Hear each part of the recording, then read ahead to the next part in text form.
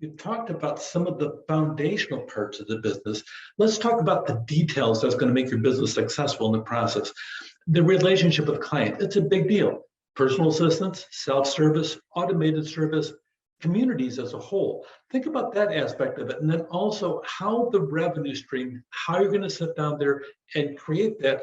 What kind of revenues are going to have an asset sale where you sell a product, a usage fee. Well, here's my product. You get to use it for this license in a process.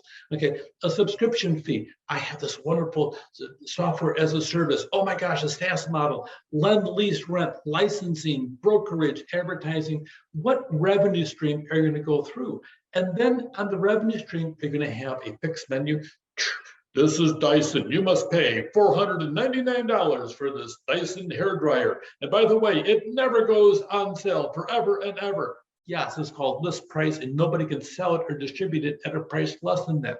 A lot of knockoffs come in a lot lower though. Okay, product feature dependent. You're going to sit down there and develop a customer segment dependent, a volume dependent as you go through, and then dynamic or a changing menu. You get to negotiate it. You know what? I got this car and it's $40,000, but for you, I like your smile. I'm going to sell it to you for $22,000. It's such a deal. It was actually driven by, believe it or not, the king of rock and roll himself. When he sat down there, Elvis Presley drove this car.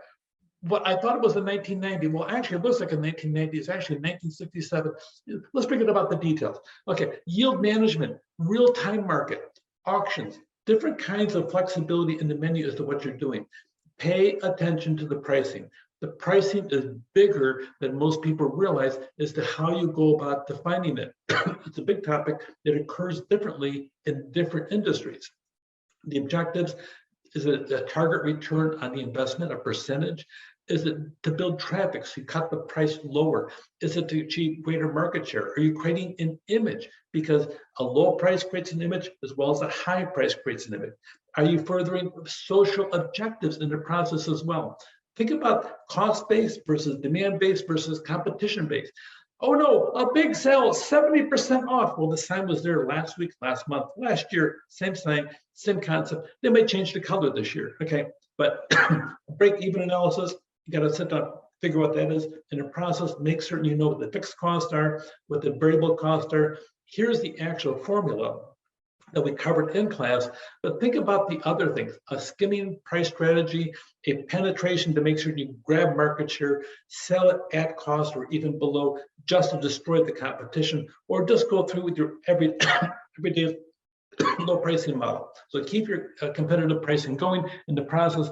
Make certain when you do that you're focusing as to whether or not you have a building block based on a cost structure, whether it's cost, value driven, whichever process you're doing, but just go through and figure the unique details. Remember exactly who your client is and how you're going to position yourself in the market on the top end, the middle, or the bottom, because of the fact that that pricing will help define your product and your service as you go through. Take care.